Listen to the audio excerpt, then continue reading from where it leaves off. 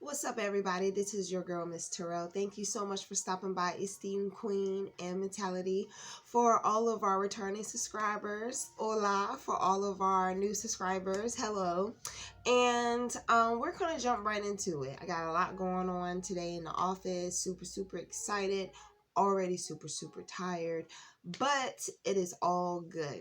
So, got an email about a topic that is very I would have to say underrated, but how it needs to be discussed I feel like would be a really good tea topic for today. So the topic was failure.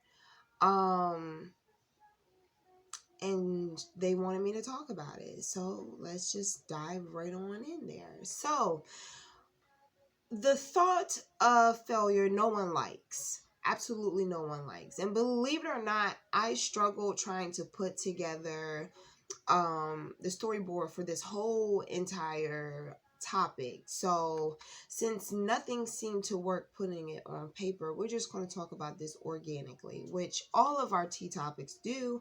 It's just this one in particular, it was so hard for me to come up with like different elements and branches of that tree to talk about, because no one likes to talk about failure. No one likes to talk about failure. No one likes to mention it. It is like the plague. It's like that one dish at the table that don't nobody eat. Like, no one likes it, but we have to. How I look at failure. It's almost like a food that you don't like, but it's the only thing that you have in your pantry to eat. And if it's the last thing that you have to eat, guess what you're going to do? Failure, I feel like, equates to the same. We all have to eat that at some point, time or another. But the thing that people are not paying attention to is that even though it's the last thing that's on your shelf, you still picked it because either something that you liked or something that you knew about it was going to be able to help carry you over. And sometimes being able to gap that bridge between, or gap that space between you coming out of one season and going to a new season, that bridge very well may be your failure. And so when I think about failure and just my testimony for Tea Talk today, it's just that. It's like failure had to be the message in between both of my seasons in order for me to move forth. For every step forth, you have to leave something behind. And for everything that you leave behind, you're making room for you to be able to carry something on that's more beneficial, or is more of a benefit for you than it is for what you were carrying to get to where you are. So instead of looking at failure for me as it to be something telling me that, like, look, this is going to be an insecurity on you, it's more or less a message coming from failure to me, letting me know, like, look, this may be a weak spot, but that does not mean it can't be strengthened. That doesn't mean that you can't overcome. That doesn't mean that you don't know what you're doing. That does not mean that you're stupid. It does not mean that you're dumb. It just means that this way just did not work. The overall goal is for you to get to where you want to be. Change the plan, but don't change the destination. You feel me? So when it comes down to failure, I look at it like this. There's been many a thing we all have done, right? That we find ourselves being in a place where we're just like, why did we do that? Why did we do that? Why did we do that? But yeah, at the end of it, you came out of it. So bare minimum, life or death, you dodged a bullet. And then secondly, from there, it's just like, okay, well, it could have been worse. It could have been horrific. It could have been terrifying. It could have been all these other things. But minimum, it was this. I can handle that. All right, cool. This way didn't work. That's fine. Honey, the alphabet is from A to Z. It don't stop at B. Damn sure don't stop at C. So cool. It just won't go this way. It won't go this way. It won't steer this way. But my overall destination is to get to there. Point blank period in a discussion. I don't care if it's aviation, automobile, legs. It don't matter. I'm going to get there. So instead of me looking at failure to be something to intimidate me, because you have to look at it like this, failure is a bully. If you're not careful, failure can literally put you in a corner. Like straight up. It can put you in a corner, and it can literally have brass knuckles, no gloves. And that's serious. So instead of me looking at failure as intimidation and as a bully, that's cool. But giants have to fall hard because they're so big.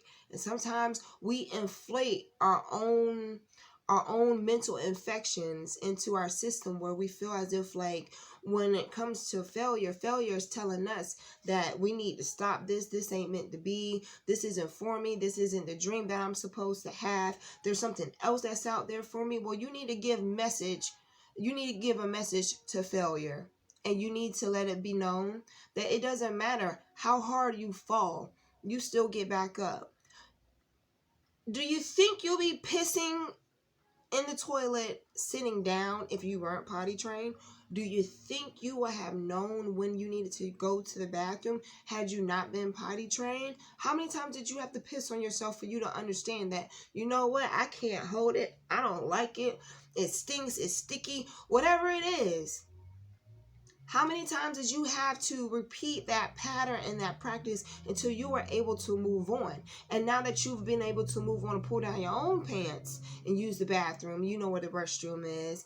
Guess what that bridge was? It was the learning process. You had to go through it and engage in it and interact with it in order for you to know it wasn't for you, it didn't work. And there's another way for you to be able to reach your happiness. Again, Queen and King Lunch's mind and people, there's more than one way to skin a cat, and there's more than one way to rise to the top. It isn't always about sacrificing. But if you're willing to give away the bad and take in the lessons, use your humility to elevate you, to find a different way, you wanted something. Failure did not overcome you. You overcame failure. You know, seeds grow in the dark.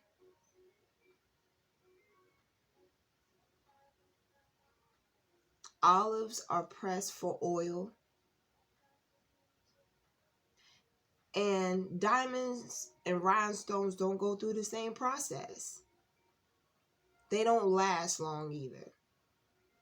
So instead of feeling as if like the process, including failure, is to tear you down, be thankful, because that's also a good sign from the universe, and that's also a good sign from God, letting you know, like, look, you're focused.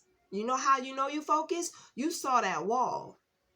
But now that you saw that wall, we need to strengthen something else, because, see, I don't want you to feel as if like there's just one way to be able to get to me, to be able to get to whatever it is that you're trying to get to. I want you to understand that there's more than one way for you to be able to develop whatever it is that you want to do, wherever it is that you want to be, and whatever it is that you want to become. But without this, you will always fall naive to everything, thinking that is grand and is not. And without hard work, there's no appreciation. And if you don't appreciate, what happens? You take for granted. Kings, queens, what's coming for you? What's coming for you when you receive it? Trust me when I tell you, all your hard effort and work is going to be worth pounds of gold in the kingdom. So don't allow failure to make you feel like it's going to triumph over you. That's not how it works.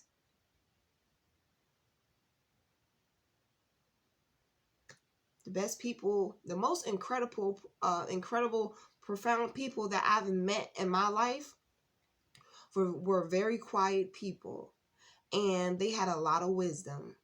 They had a lot of wisdom. And let me tell you something.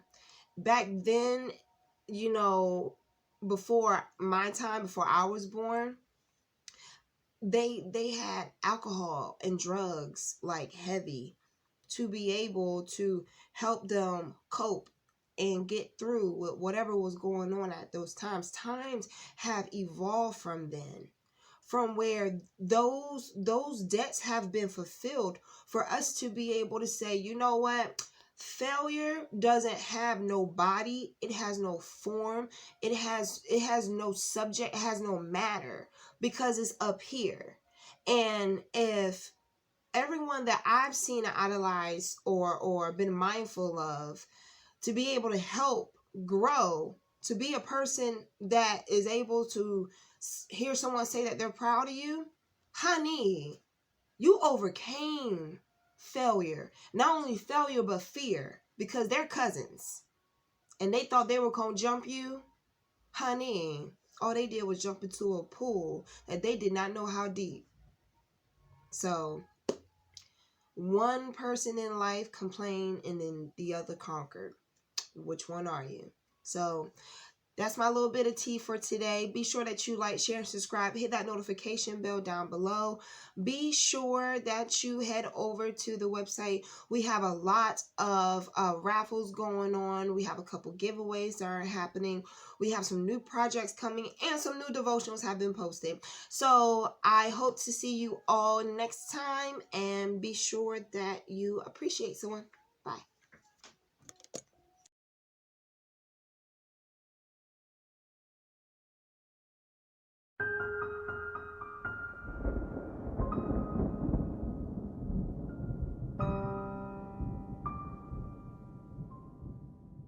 The depths of the media sees no evil. Buildings crashing 9/11, no sake for the people. Children take to everything. Others willing to feel anything just to say they were there.